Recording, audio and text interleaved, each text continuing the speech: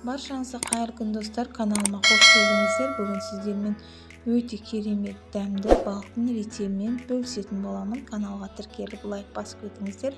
Алдын ала жуып тазалаған балығымызға, яғни дәмдеуіштер араластырып, тұз араластырып, тоңазытқышқа қоятын боламыз. Сонда өзіне сіңіп балығымыз әдемі шығатын болады. Қолданар кезімізде міндетті түрде ұнымызды барлық жеріне тигізіп отырып, қызып тұрған қазанымызға, яғни майымызға салып қызартып қуырып алатын боламыз. Достар, каналға тіркеліп, лайк басып, комментарий қалдырыңыздар. Алдағы уақытта сіздермен жақсы рецепттерді бөлісетін боламын.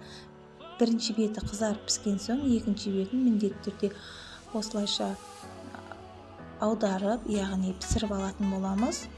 Алтын түсті қанық болып әдемі болып шығады. Міндетті түрде осы рецептпен жасап көріңіздер.